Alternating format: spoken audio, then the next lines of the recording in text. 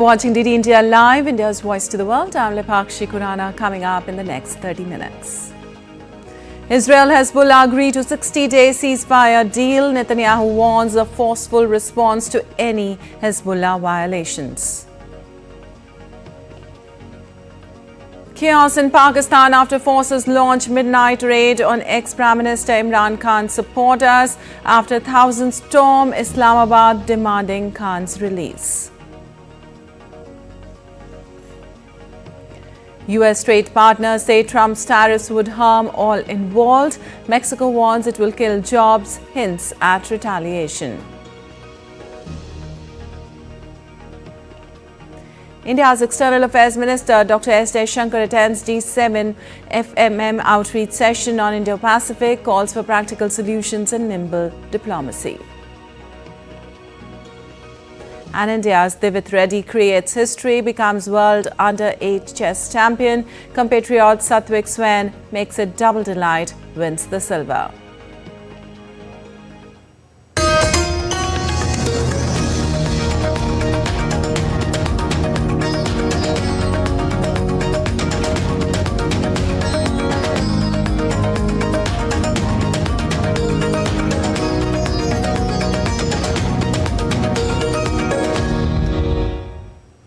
And updates now on West Asia conflict. Israel and Hezbollah reached on a ceasefire agreement after weeks of talks mediated by the US and France. Prime Minister Benjamin Netanyahu, in a televised speech, said that Israel will implement a ceasefire deal to bring a halt to its conflict with Hezbollah in Lebanon, but will respond forcefully to any violation. He added that the ceasefire would allow Israel to focus on the Iranian threat and intensify pressure on Hamas. So why implement a ceasefire now? There are three main reasons. The first reason is to focus on the Iranian threat. The second reason is to give our forces a breather and replenish stocks. And the third reason for having a ceasefire is to separate the fronts and isolate Hamas. From day 2 of the war, Hamas was counting on Hezbollah to fight by its side. When Hezbollah is out of the picture, Hamas is left alone in the fight. Our pressure on it will intensify, and that will help us in our sacred mission of releasing our hostages. While US President Joe Biden called the ceasefire between Israel and Hezbollah good news, talking to media, Biden informed that the ceasefire comes into effect on 200 GMT on Wednesday. The US President added that the accord was designed to be a permanent cessation of hostilities. He reiterated that civilians on both sides will soon be able to safely return to their communities. The fighting across the Lebanese-Israeli border will end. This is designed to be a permanent cessation of hostilities. What is left of Hezbollah and other terrorist organizations will not be allowed, well, I emphasize, will not be allowed to threaten the security of Israel again. Over the next 60 days, the Lebanese army and state security forces will deploy and take control of their own territory once again. Hezbollah terrorist infrastructure in southern Lebanon will not be allowed to be rebuilt. And over the next 60 days, Israel will gradually withdraw its remaining forces. And civilians on both sides will soon be able to safely return to their communities. Well, French President Emanuel Macron also welcomed the signing of the deal, saying the deal represented a new chapter for Lebanon. Macron also said the deal should open the path for an ending of the Gaza conflict. Je tenais à saluer l'accord de cessez-le-feu agréé. This ceasefire needs to be respected in the long term. In order to restore the Lebanese people's security, the Israeli people's security, permit the safe return of displaced people from these two countries to their homes, and therefore allow the restoration of the sovereignty of the Lebanon. This agreement should also open the path for a ceasefire too, long awaited with regard to the incomparable suffering of the population in Gaza. Well, Lebanese Prime Minister Najib McCarthy has welcomed the ceasefire agreement during a phone call with US President Joe Biden. The Lebanese PM thanked the US President and French President for the support and efforts made by them. British Prime Minister Keir Starmer on Tuesday welcomed the ceasefire deal and called for the truce to be turned into a lasting political solution in Lebanon. The UK PM also hoped for a truce in the Gaza conflict. And moving on, Pakistan's security forces launched a sweeping midnight raid on supporters of jailed ex-Prime Minister Imran Khan, who had stormed the capital demanding his release on Tuesday. Hundreds of supporters were arrested after they gathered in the centre of Islamabad after a convoy led by Khan's wife broke through several lines of security all the way to the edge of the city's highly fortified red zone. At least 6 people, including 4 paramilitary soldiers, were killed before the Tuesday night raid was launched. Meanwhile, Prime Minister Shehbaz Sharif blamed the protesters for the soldiers' deaths, accusing them of ramming the paramilitary troops with a convoy of vehicles. Sharif added that the vehicle violence was driving the law enforcement agencies to the limits of restraint. Well, earlier in a post on X from jail, Khan said his message to his supporters was, and I quote, "My message for my team is to fight until the last ball is bowled. We will not back down until our demands are met." He accused the security forces of firing on peaceful party workers, unquote. And Mexico and China have issued warnings of retaliatory measures, and Canada urged unity as U.S. President-elect Donald Trump's tariff announcements rallied the world markets and unsettled its neighbors and China. The leaders of Mexico and Canada urged dialogue and cooperation after Donald Trump pledged to impose a 25% tariff on the two countries when he takes office early next year. China responded by saying that economic and trade cooperation with the U.S. is mutually beneficial and no one will win a trade war or a tariff war. Canada's Prime Minister Justin Trudeau spoke to Trump on the phone shortly after the president-elect announced his plans. Trudeau has since said he is prepared to work with the U.S. in a constructive way. Meanwhile, Mexican President Claudia Sheinbaum said neither threats nor tariffs would solve the issues raised and warned of retaliatory tariffs on U.S. imports if Trump goes ahead. She plans to write to Trump stressing the need to work together or joint challenges. And Brazilian ex-president Gio Bonaro actively participated in a 2022 coup plot to prevent his successor, Luiz Inácio Lula da Silva, from taking office. Police report says former Brazilian President Jair Bolsonaro directly planned and acted in a criminal conspiracy that aimed to carry out a coup after his failed 2022 re-election bid. Federal police released on Tuesday the full contents of a formal accusation against the ex-president, a limited version of which was filed last week, and accused Bolsonaro and dozens of ex-ministers and senior aides of plotting a coup to overturn the election. And more than 700 trucks were on their way to famine-stricken areas of Sudan as part of a major scale-up after clearance came through from the Sudanese government. The army and the paramilitary rapid support forces have been locked in conflict since April 2023 that has caused acute hunger and disease across the country. Both sides accused of impeding aid deliveries, the rsha by looting and the army by bureaucratic delays. And some news from around the world now. 6 passengers of an auto rickshaw have been killed as a 3-wheeler was hit by a Dhaka-bound train on a level crossing in Kimalia. Railway police said the accident occurred when the intercity train Subarna Express hit the auto rickshaw full of passengers in the area as it was passing the spot at the same time, leaving 6 dead on the spot and injuring others. A boat tragedy off Egypt's Red Sea coast has left several people dead and others stranded after the vessel capsized near the Sataya Reef close to Marsa Alam. The boat, named Sea Story, was on a multi-day diving trip carrying 31 tourists and 13 crew members. On Monday, November 25th, the boat encountered high waves, which led to the vessel sinking within 5 to 7 minutes. 4 bodies had been recovered, with authorities still searching for 7 individuals who remain missing. Bolivia signs lithium contracts with the Hong Kong company to build 2 direct lithium extraction plants for at least $1 billion. The government will take a 51% stake in the project to be located in the Uyuni Salt Flat in southwest Bolivia within the so-called lithium triangle shared with Chile and Argentina. Despite holding the world's largest resources of lithium, Bolivia has not managed any significant production, and many investors are wary of its volatile political climate. The Lithuanian General Prosecutor's Office is leading one of 2 official probes into a DHL cargo plane crash near Vilnius Airport. The aircraft's black boxes containing flight data and voice recorders have been found, and investigators are preparing to examine the material.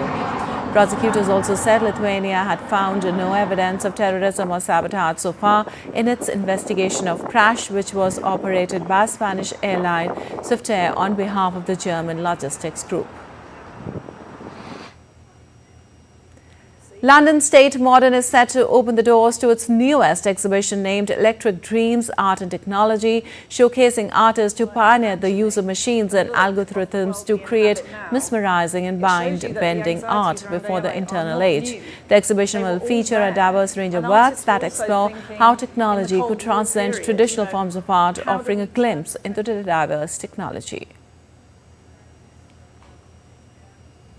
And still to come on this edition of DD India Live. Boosting India's deep tech and quantum ecosystem, 8 quantum technology startups selected for support.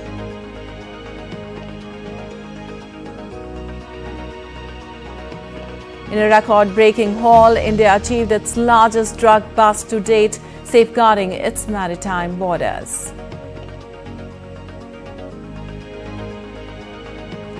And in sports, India will take on Thailand in their opening match at the Junior Asia Cup Men's Hockey Tournament.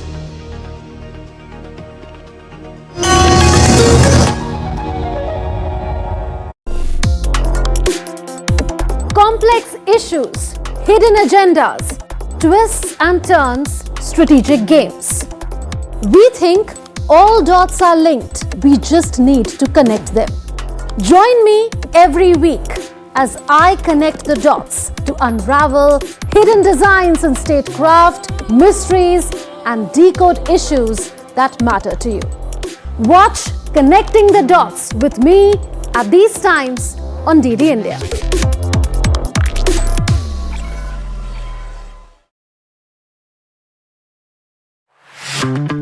Goa, a food paradise, both steeped in historical culinary tradition and at the forefront of a modern-day food revolution that is fresher, more local, and more global than ever before. I'm embarking on a journey across the state to explore the very best of food here. This is honestly my favorite way to eat an egg. Break bread with some of Goa's most loved chefs and understand what food really means to communities here.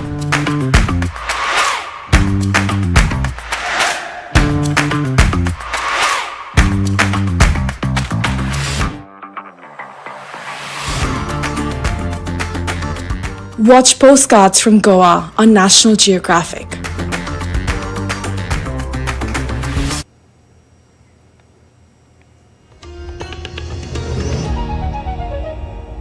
Welcome back. You're watching DD India Live. I'm Lipakshi Khurana, and moving on, India's External Affairs Minister Dr. S. Shankar attended the G7 FMM outreach session with Indo-Pacific partners in Fiji on Wednesday. He noted that the Indo-Pacific is experiencing significant changes, including new convergences and partnerships, as well as anxieties, frictions and stresses. He said that the region's landscape today creates a compelling argument for a wider collaborative approach. Shankar thus highlighted 6 key responses required in the Indo-Pacific region: more collaborations in areas like maritime, semiconductors, supply chains, etc., more resources both to support greater activities and projects as well as to avoid bad borrowing and unsustainable debt, more capacities in fields like governance, health, technology, disaster resilience and natural resource management, more interoperability and burden sharing to service the global commons and contribute to global good. Respect for international law as well as for mutuality of benefits, more options so that Indo-Pacific policymakers are able to make the right choices. Well, in an era of collaborative endeavours, the Indo-Pacific will require practical solutions, nimble diplomacy, greater adjustment and more open conversations. The G7 can be one such partner. And moving on the sidelines of the G7 foreign ministers meeting, Shankar held important discussions with his counterparts from US, Italy, South Korea and Japan. The minister met US Secretary of State Antony Blinken, Shankar, and said both sides are stronger when they work together. Two leaders discussed the importance of continued close cooperation to promote global security and prosperity. Shankar also held a warm meeting with Italy's Deputy Prime Minister and Foreign Minister Antonio Tajani. Both sides discussed opportunities in technology, innovation, clean energy, fertilizers, railways and investments. They also exchanged perspectives on IMEC, Ukraine and the Indo-Pacific. The recently announced joint strategic action plan guides our activities. Look forward to welcoming him in India in 2025. On his meeting with South Korean counterpart Cho Tae-yul on X, the minister said he appreciates growing convergences on the Indo-Pacific, vibrant economic partnership, strong defense ties and active tech collaboration. Sharing the details of the meeting with Japanese Foreign Minister Takeshi Iwaya, the External Affairs Minister said that the two nations exchanged views on advancing our strategic partnership and cooperation in the Indo-Pacific. And moving on, Department of Science and Technology has taken a landmark step in empowering India's leadership in quantum technologies with the announcement of 8 innovative startups selected for support under its newly established guidelines. India is taking a giant leap in deep tech innovation with selection of 8 quantum technology startups under National Mission on Interdisciplinary Cyber-Physical Systems and the National Quantum Mission. The announcement made by Dr. Jitendra Singh, Union Minister of State for Science and Technology, marks a pivotal moment for India's quantum ecosystem. Under Prime Minister Science, Technology, Innovation Advisory Council, this was launched I think early this year, the National Quantum Mission with 4 verticals, the quantum computing, quantum communication, quantum sensing and quantum materials. The quantum simulation, of course, is in keeping with our energy systems, the power grids, renewable energy. We have set zero target for ourselves for 2070, so it's going to come handy over there also.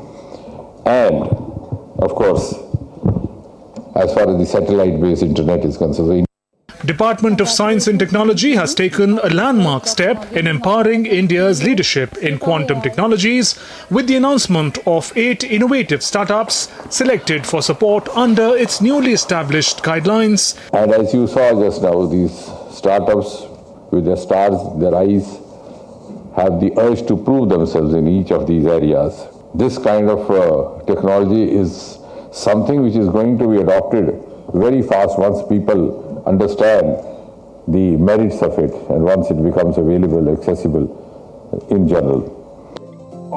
The Department of Science and Technology has rolled out comprehensive guidelines to nurture startups in this cutting-edge field, offering resources, funding, mentorship and infrastructure. The overwhelming response highlights India's growing potential in quantum innovation. Taposh Bhattacharya's report for DD India. And now let's take a look at other stories making news today. A fire broke out in the forest of Badafu in Panchayat of Kullu, Himachal Pradesh on Tuesday, with large flames visible from a distance. Conservator of the Kullu Circle Forest Department, Sandeep Sharma, stated that in the last 2 weeks, around 50 hectares of land with dry grass have been burned, resulting in a financial loss of approximately 5 lakh rupees. Indigo Airlines has issued a travel advisory regarding disruption to flights to and from Chennai, Tuticorin and Madurai, which continue to be impacted due to adverse weather conditions. The airline also hoped for a swift recovery from the ongoing challenges, thanking passengers for their understanding.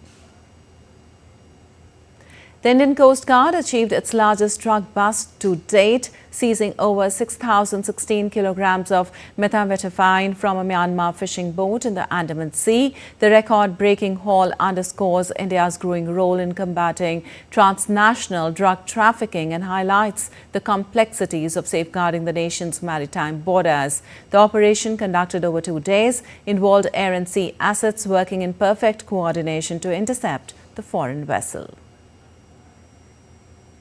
In the winter season, Shillong, Meghalaya experiences a brisk market for warm clothes, drawing tourists who come to shop for locally crafted woolens items like shawls, sweaters and jackets, making it a popular destination for winter apparel shopping amidst the scenic beauty of the hills. And on to some business news now. Sri Lanka has officially launched the exchange of its $12.55 billion international sovereign bonds. Bondholders have been invited to tender their existing bonds in exchange for new instruments over a 3-week period ending 12th of December. The ministry urged early participation, emphasizing that the terms were developed through extensive discussions over 2 years, culminating in agreements with key bondholder groups in September this year. President Anura Kumara Dissanayake called the exchange a significant milestone, urging creditors to join efforts in bolstering Sri Lanka's recovery. The proposed restructuring aligns with Sri Lanka's IMF-supported program and aims to restore debt sustainability. And the Wall Street ended higher on Tuesday as technology stocks rebounded while investors digested President-elect Donald Trump's tariff pledges on top trade partners and the latest minutes from the Federal Reserve. U.S. short-term interest rate futures barred earlier losses after the Fed's latest minutes showed officials appear divided over how much further they may need to cut interest rates. The minutes of the November 6 to 7 meeting also showed the group agreed this was a moment to avoid giving much concrete guidance about how U.S. monetary policy is likely to evolve in the weeks ahead. Overall, the Dow Jones Industrial Average rose 0.28%, the S&P 500 gained 0.57%, and the Nasdaq Composite gained 0.63%. And New Zealand's central bank cut the cash rate by 50 basis points to 4.25% on Wednesday. Country's annual inflation ran near the 2% midpoint of its target range and economic activity remained subdued. This follows a similar move in October. The Reserve Bank of New Zealand is now forecasting the cash rate to be at 3.8% in the second quarter of 2025 and at 3.6% in the fourth quarter of 2025, suggesting more cuts than had been expected in August. Government says economic growth is expected to recover during 2025 as lower interest rates encourage investment and other spending. And in sports, 8-year-old Divith Reddy created history on Tuesday by becoming a world champion in the Under-8 World Cadet Chess Championship in Italy. The Hyderabad's chess prodigy accumulated 9 out of a possible 11 points, the same as his compatriot Satwik Swain. However, Divith clinched the gold based on his superior tie-break score and Satwik settled for the silver medal. Divith, who has a FIDE rating of 1784 points, prevailed, overcoming a 3-way tie against compatriot Satwik and China's Zhibing Guo. Making a rollicking start to his campaign, Divith won his first 4 matches, but a brief slump followed with 2 consecutive losses. However, he bounced back in the tournament, showing his mental strength to win his final 5 rounds and secure the top spot. And a confident India, coached by PR Srijesh, will start as firm favourites when they take on Thailand in their opening match of the Junior Asia Cup men's hockey tournament on Wednesday. India have been placed in Pool A along with Korea, Japan, Chinese Taipei and Thailand, with 10 teams participating in the event this time. The remaining 5 teams in Pool B are Pakistan, Malaysia, Bangladesh, Oman and China. India won this tournament for a record 4 times, including in 2004, 2008 and 2015 and 2023. They beat arch rivals Pakistan 2-1 in the final last year to lift the title. And the Grammy and Pulitzer-winning artist Rhiannon Giddens has long made music that sheds light on America's untold stories. A recent performance shines a light on the immigrant communities that played a pivotal role in the construction of America's railroads, a crucial chapter in the nation's history.